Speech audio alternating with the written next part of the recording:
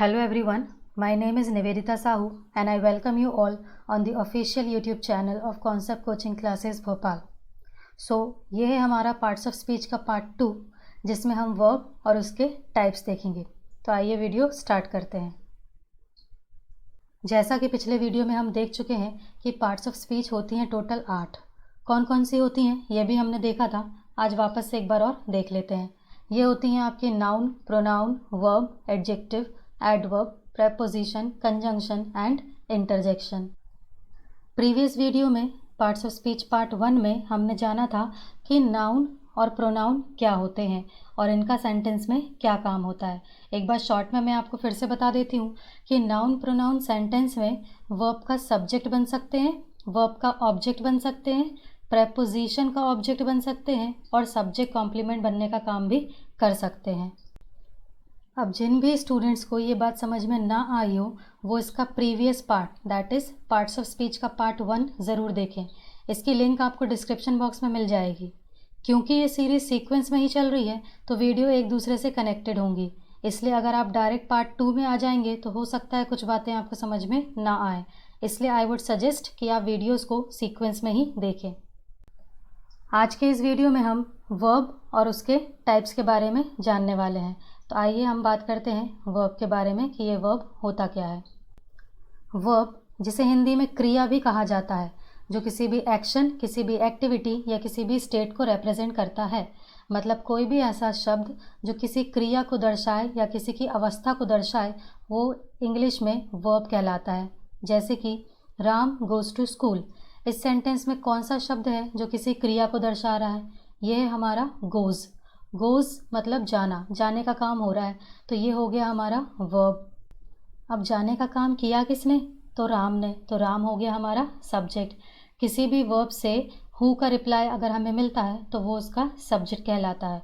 तो who goes to school, answer आएगा Ram goes to school, तो राम इज़ योर सब्जेक्ट। और ये जो टू स्कूल है ये हमारा एडवर्ब ऑफ प्लेस है, ना कि ऑब्जेक्ट। एक और एग्जाम्पल देखते हैं। शी इज़ अ टीचर, इस सेंटेंस में जो इज़ है ये हमारा वर्ब है। इसका सब्जेक्ट कौन है? तो शी। और जो अ टीचर है यहाँ पर सब्जेक्ट कॉम्प्लीमेंट बनने का काम कर रहा है। अब इस सेंटेंस में जो वर्ब था वो कोई एक्शन तो नहीं कर रहा, लेकिन हाँ वो शी की स्टेट को रिप्रेजेंट कर रहा है कि शी की अवस्था क्या है, शी क्या है अभी, वो एक टीचर है। मतलब दोनों सेंटेंस में वर्ब थी, बस फ़र्क इतना था एक एक्शन को रिप्रेजेंट कर रहा था और एक स्टेट को रिप्रेजेंट कर रहा था। जिन्हें ये सब्जेक्ट कॉम्प्लीमेंट ना समझ में आया हो वो प्लीज़ पार्ट 1 ज़रूर देखें। पिछले वीडियो में हम इस बारे में बात कर चुके हैं। चलिए वीडियो को थोड़ा और आगे बढ़ाते हैं और जानते हैं वर्ब के टाइप्स के बारे में। वर्ब की जो टाइप्स होती हैं वो मेनली होती हैं 2, finite and non finite verb. और ये जो फाइनाइट वर्ब है इसको अगेन डिवाइड किया गया है 3 पार्ट्स में, दैट इज़ प्रिंसिपल वर्ब जिसे मेन वर्ब भी कहते हैं, linking verb and auxiliary verb. और ये जो नॉन फाइनाइट वर्ब है इसकी भी 3 कैटेगरी होती हैं, इन्फिनेटिव, जेरेंट एंड पार्टिसिपल। अब ये जो नॉन फाइनाइट के टाइप्स हैं ये अपने आप में ही एक इम्पॉर्टेंट कंसेप्ट होता है जो बहुत इंपॉर्टेंट टॉपिक भी है। इसको हम नेक्स्ट किसी वीडियो में डिस्कस करेंगे अलग से ही। आज के इस वीडियो में फ़िलहाल हम बात करेंगे कि फाइनाइट नॉन फाइनाइट में डिफरेंस क्या होता है और फाइनाइट वर्ब की जो टाइप्स हैं उनको हम जानेंगे। चलिए जानते हैं कि फाइनाइट और नॉन फाइनाइट वर्ब में क्या डिफरेंस होता है। तो ये जो फाइनाइट वर्ब्स होती हैं ये ऐसी वर्ब्स होती हैं that changes its form according to the tense of the sentence and the number and person of the subject and it is the main verb of a sentence और a clause. ये verbs ऐसी होती हैं जिनकी form change होती है tense के हिसाब से, प्लस सब्जेक्ट के नंबर और पर्सन के अकॉर्डिंग भी इनकी फॉर्म बदलती है। मतलब सब्जेक्ट का सिंगुलर प्लूरल होना, टेंस का प्रेजेंट पास्ट होना, इन सब से फ़र्क पड़ता है फाइनाइट वर्ब्स को और ये सेंटेंस की मेन वर्ब कहलाती हैं। जबकि ऐसी वर्ब्स जिनका सब्जेक्ट के सिंगुलर प्लूरल होने से कोई फ़र्क नहीं पड़ता हो या फिर टेंस से कोई लेना देना नहीं होता हो, उनकी फॉर्म हमेशा सेम रहती है। ऐसी वर्ब्स को कहा गया है नॉन फाइनाइट वर्ब और ये वर्ब एक्शन परफॉर्म नहीं कर रही होती हैं सेंटेंसेस में। डेफिनेशन हम देख सकते हैं, the verb that does not change it's forms according to the tense of the sentence and the number and person of the subject and it does not perform any action in the sentence। इसको एक example से देखते हैं। I like writing poems. देखा जाए तो इसमें दो वर्ब्स दिख रही हैं, एक लाइक और दूसरी राइटिंग, लेकिन दोनों मेन वर्ब नहीं हो सकती, क्योंकि किसी भी सेंटेंस में दो मेन वर्ब डायरेक्ट आजू बाजू में कभी नहीं आ सकती। तो जो लाइक है वो मेन वर्ब है, जो कि प्रेजेंट टेंस में है और सब्जेक्ट आई के अकॉर्डिंग लगी है, इसलिए ये फाइनाइट वर्ब है। जबकि जो राइटिंग है वो आपकी नॉन फाइनाइट वर्ब है। एक और एग्जाम्पल देखते हैं। He likes writing poems. इस सेंटेंस में सब्जेक्ट है ही, और जैसे ही हमारा सब्जेक्ट चेंज हुआ यहाँ पे लाइक का फॉर्म चेंज हो गया, मतलब है तो अभी भी प्रेजेंट में ही, पर क्योंकि सब्जेक्ट सिंगुलर हो गया तो यहाँ पे हमें लाइक्स लिखना पड़ा। तो लाइक्स हो गया आपका फाइनाइट वर्ब, जबकि नॉन फाइनाइट वर्ब में कोई फ़र्क नहीं पड़ रहा, वो राइटिंग अभी भी राइटिंग ही है। एक और एग्जाम्पल देखते हैं। He liked writing poems. अब सेंटेंस में हमने टेंस चेंज किया, इस बार सब्जेक्ट सेम है, टेंस बदल गया, तो वापस से लाइक की फॉर्म चेंज हो गई। तो यहाँ पे जो लाइक्ड है ये फाइनाइट वर्ब कहलाएगा, जो कि मेन वर्ब है, और राइटिंग अभी भी सेम चल रहा है, नॉन फाइनाइट। एक्चुअली में ये यहाँ पे जेरेंड है, पर जेरेंड का कंसेप्ट हम आगे आने वाले वीडियोज़ में डिटेल में डिस्कस करेंगे। इसको एक दो एग्जाम्पल से और समझने की कोशिश करते हैं। एक सेंटेंस है, we want to play cricket. इस सेंटेंस में भी दो वर्ब दिख रही हैं, एक वॉन्ट और एक प्ले, लेकिन दोनों तो आपकी मेन वर्ब हो नहीं सकती, मतलब कोई एक ही है, और वो है आपकी वॉन्ट। यहाँ पे जो वॉन्ट है वो सब्जेक्ट वी के अकॉर्डिंग लगी है, वी प्लूरल होता है, इसलिए वॉन्ट यहाँ पे प्लूरल है, जो कि फाइनाइट कहलाएगी। लेकिन ये जो टू प्ले है ये आपकी नॉन फाइनाइट कहलाएगी, मतलब यहाँ पे इसको इन्फिनेटिव कहते हैं, नॉन फाइनाइट का ही पार्ट है, जो अगेन हम नेक्स्ट वीडियोज़ में किसी में देखेंगे। लेकिन अभी इतना समझिए कि वॉन्ट यहाँ पे मेन वर्ब है, और टू प्ले जो है वॉन्ट का वो ऑब्जेक्ट है, और ऑब्जेक्ट कौन होते हैं, नाउन या प्रोनाउन। तो ये जो नॉन फाइनाइट है ये एक्चुअली में यहाँ पर नाउन है। जैसे राइटिंग को हम जेरेंड कहते हैं, यहाँ टू प्लस वर्ब की फर्स्ट फॉर्म को इन्फिनेटिव कहते हैं। एक और एग्जाम्पल देखते हैं। He wants to play cricket. यहाँ पे टेंस सेम है, लेकिन हमने सब्जेक्ट चेंज किया। जैसे ही सब्जेक्ट चेंज किया ये फाइनाइट वर्ब को फ़र्क पड़ गया, तो यहाँ पे जो फाइनाइट वर्ब है वो है वॉन्ट्स, लेकिन टू प्ले अभी भी सेम चल रहा है, इसका कोई फ़र्क नहीं पड़ रहा ही होने से या फिर टेंस चेंज होने से। सिमिलरली एक और एग्जाम्पल देखें तो he wanted to play cricket. यहाँ पे वॉन्ट की फॉर्म हमने चेंज कर दी, टेंस चेंज हो गया, लेकिन अभी भी टू प्ले सेम चल रहा है। मतलब जो नॉन फाइनाइट वर्ब्स होती हैं उनका सब्जेक्ट के सिंगुलर प्लूरल होने से कोई फ़र्क नहीं पड़ता, टेंस प्रेजेंट पास्ट होने से भी कोई फ़र्क नहीं पड़ता, उनकी फॉर्म हमेशा सेम होती हैं और ये कोई एक्शन नहीं परफॉर्म कर रहे होते हैं। चलिए आगे बढ़ते हैं और जानते हैं फाइनाइट वर्ब और उसके टाइप्स के बारे में। फाइनाइट वर्ब तीन टाइप्स की हैं, main verb, linking verb and auxiliary verb.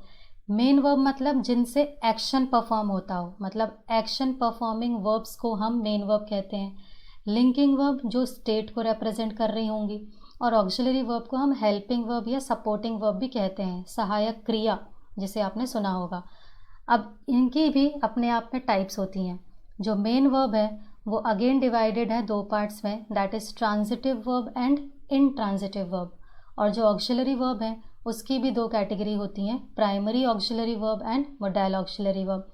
अब ज़रा मेन वर्ब को जानते हैं और उसके टाइप्स को। जो मेन वर्ब है जिनसे एक्शन परफॉर्म हो रहा है वो दो टाइप की बोली गई हैं, ट्रांजिटिव और इनट्रांजिटिव। अब इसको ज़रा डिटेल में समझते हैं। ट्रांजिटिव वर्ब ऐसी वर्ब्स को कहा गया है जिनमें जब कोई एक्शन होता है तो उस एक्शन का जो रिएक्शन है वो किसी न किसी ऑब्जेक्ट पर पड़ता है, तो ऐसी वर्ब्स को कहा गया है ट्रांजिटिव। शब्द से ही मीनिंग निकालने की कोशिश करें।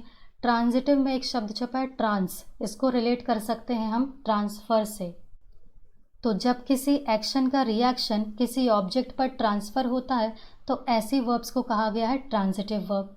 लेकिन जब किसी एक्शन के होने से किसी ऑब्जेक्ट पर कोई फ़र्क ना पड़ता हो तो ऐसी वर्ब्स को कहा गया है इनट्रांजिटिव वर्ब। इसको एग्जाम्पल से समझते हैं। हमारे सामने दो सेंटेंसेस हैं, आई बॉट अ पेन और ही वेंट टू स्कूल। दोनों सेंटेंस में एक्शन हुआ है, एक में ख़रीदने का और एक में जाने का। क्योंकि मेन वर्ब है और ये एक्शन को रिप्रेजेंट करती हैं तो सेंटेंस में एक्शन तो हो रहा होगा। अब हमें पहचानना है कि वो ट्रांजिटिव है कि इनट्रांजिटिव है, इस टाइप से। तो पहले एग्जाम्पल में बॉट वर्ब है जिसमें ख़रीदने का काम हुआ, और दूसरे में वेंट वर्ब है जिसमें जाने का काम हुआ। ये काम किया किसने? तो ख़रीदने का काम किया सब्जेक्ट आई ने और जाने का काम किया सब्जेक्ट ही ने।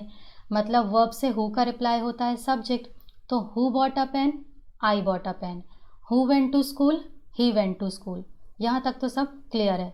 फिर आगे हमसे कहा गया है कि जो भी शब्द एक्शन परफॉर्म करता है, अगर उस एक्शन को रिसीव करने के लिए कोई ऑब्जेक्ट होता है तो वो ट्रांजिटिव होती है। तो जैसे ही हमने बोला कि मैंने खरीदा, तो अगर मैंने खरीदा है तो कुछ ना कुछ तो खरीदा होगा। इस खरीदने का एक्शन जो हुआ है, इसको किसी ने तो रिसीव किया होगा। तो यहाँ पे हमें आंसर मिला कि आई बॉट अ पेन, मतलब खरीदने का काम उस पेन पर हुआ है। तो ये जो बॉट है ये हमारी ट्रांजिटिव वर्ब कहलाएगी। वहीं दूसरे एग्जाम्पल में जाने का काम हुआ, किया किसने, ही ने। तो ही वेंट, वो गया। अब वो गया तो अब ये थोड़ी ना पूछा जाएगा कि वो क्या गया, किसको गया। मतलब वर्ब से व्हाट या टू हुम का रिप्लाई ऑब्जेक्ट होता है। तो इस वर्ब को तो किसी ऑब्जेक्ट की ज़रूरत पड़ ही नहीं रही। मतलब ये ऐसी वर्ब है जो इनट्रांजिटिव है, क्योंकि व्हाट या हुम का रिप्लाई जिन्हें चाहिए पड़ता है वो ट्रांजिटिव होती हैं। जैसे हमने पूछा था कि आई बॉट व्हाट, मैंने क्या खरीदा, तो आई बॉट अ पेन। लेकिन ही वेंट व्हाट तो होगा नहीं, या ही वेंट टू हुम तो होगा नहीं। हाँ, यहाँ पे ही वेंट टू स्कूल जो लिखा है ये आपका एडवर्ब ऑफ प्लेस है, कि वो गया। कहाँ गया था, तो स्कूल गया था। तो वेयर का रिप्लाई कहलाता है एडवर्ब। तो यहाँ पे जो वेंट है ये हमारी इनट्रांजिटिव वर्ब कहलाएगी। इसको एक एग्जाम्पल से और देखते हैं। ही इज़ ड्राइविंग अ कार, यहाँ ड्राइव करने का काम हुआ, किसने किया, सब्जेक्ट ही ने। तो who is driving, he is driving. अब अगर वो ड्राइव कर रहा है तो कुछ तो ड्राइव कर रहा होगा, कोई ना कोई चीज़। तो वहाँ पे हमें आंसर मिला he is driving a car. तो driving is your transitive verb. अब अगर हमने कहा द बेबी इज़ स्लीपिंग, बच्चा सो रहा है, तो एक्शन तो यहाँ भी हुआ, स्लीपिंग। लेकिन इस स्लीपिंग को किसी ऑब्जेक्ट की ज़रूरत नहीं है। ये एक ऐसा एक्शन है जो सब्जेक्ट से शुरू होकर सब्जेक्ट पर ही ख़त्म हो जाएगा। बच्चा अगर सो रहा है तो हम ये थोड़ी ना पूछेंगे कि क्या सो रहा है या किसको सो रहा है। The baby is sleeping, that's it. तो जो स्लीपिंग है वो अगेन इनट्रांजिटिव कहलाएगी। एक और एग्जाम्पल देख लेते हैं। रोहन किक्ड द बॉल, यहाँ काम हुआ किक करने का, किसने किया, हु किक्ड, तो रोहन हो गया। Rohan is your subject. Rohan kicked what, इसको रिप्लाई चाहिए वॉट का, तो यहाँ हमें जवाब मिला बॉल। तो kicked is your transitive verb. And again हमने कहा दे वर्कड हार्ड, उन्होंने काफ़ी मेहनत की। तो यहाँ पे जो वर्कड है वो आपकी हो जाएगी इनट्रांजिटिव वर्ब। कहने का मतलब ये है कि ऐसी वर्ब्स जिन्हें व्हाट या होम का रिप्लाई चाहिए पड़ता है वो आपकी ट्रांजिटिव वर्ब कहलाती हैं। और ऐसी वर्ब्स जिनके एक्शन का रिएक्शन किसी पर ना पड़ता हो, जिन्हें ऑब्जेक्ट की ज़रूरत नहीं पड़ती है, उन्हें कहते हैं इनट्रांजिटिव वर्ब। आगे बढ़ते हैं और जानते हैं लिंकिंग वर्ब्स क्या होती हैं।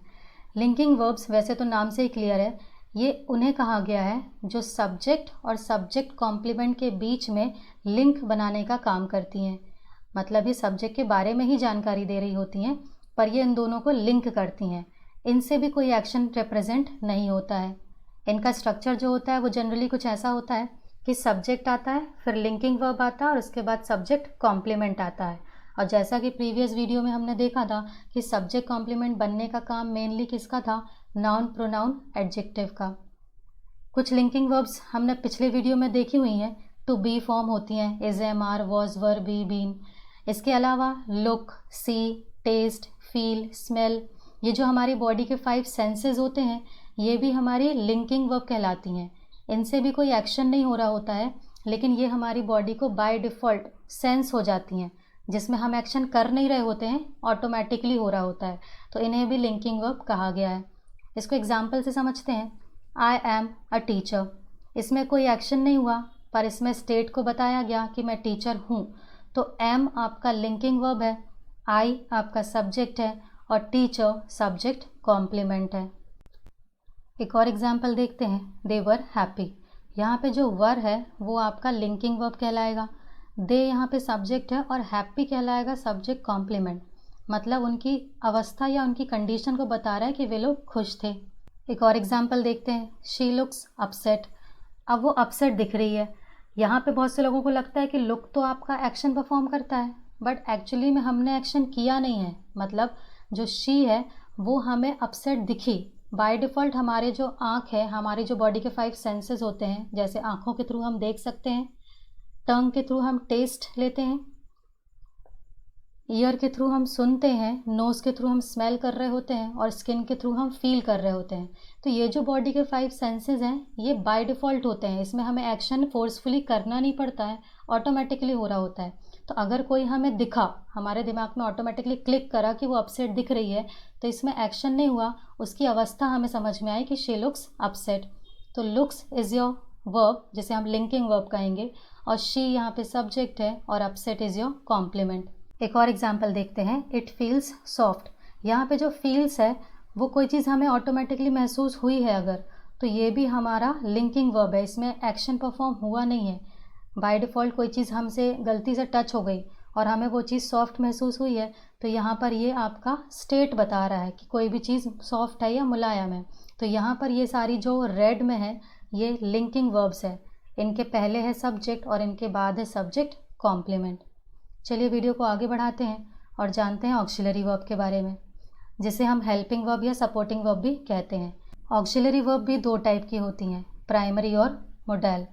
अब ये जो प्राइमरी हेल्पिंग वर्ब है ये डिराइव हुई हैं 3 चीज़ों से, मतलब इन्हें डिराइव किया गया है 3 मेन वर्ब से, to be form, to have form and to do form. To be form में आता है आपका is, am, are, was, were, be, been. Have में आता है हैज़, हैव और हैड, और टू डू फॉर्म में आता है डू, डज और डिड। इन शब्दों को कहा गया है प्राइमरी हेल्पिंग वर्ब।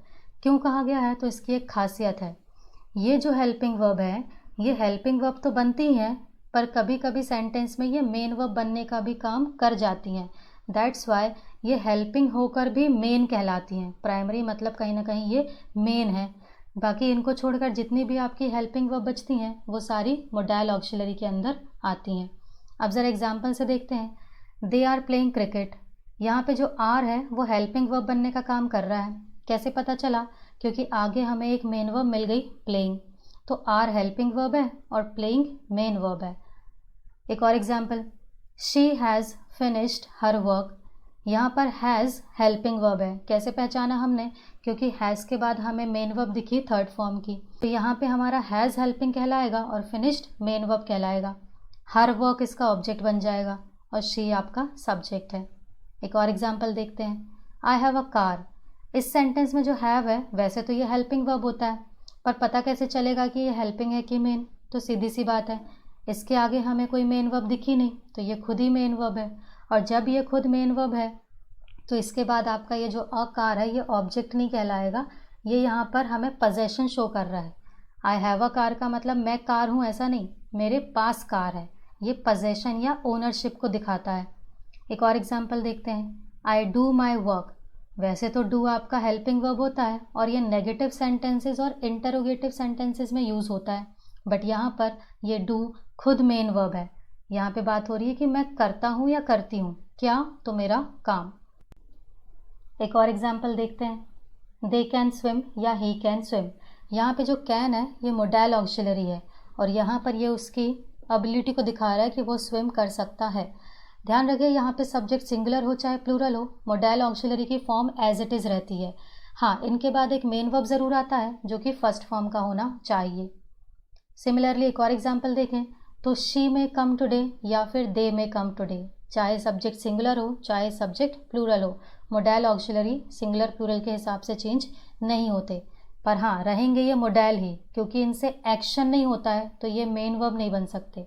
हाँ, एक इम्पॉर्टेंट चीज़ बस आप ये ध्यान रखिए कि डेयर, नीड और यूज टू को मार्जिनल ऑक्सिलरी वर्ब की कैटेगरी में रखा गया है। इसका रीज़न सिर्फ ये है कि जो डेयर, नीड वगैरह हैं ये सेंटेंस में मेन वर्ब बनने का काम कर जाते हैं, दैट्स वाई। हालांकि इसकी उतनी ज़रूरत आपको अभी नहीं पड़ेगी, जैसे जैसे आगे वीडियोस बढ़ेंगे हम इनके बारे में भी बात करेंगे। तो इस वीडियो में सिर्फ इतना ही।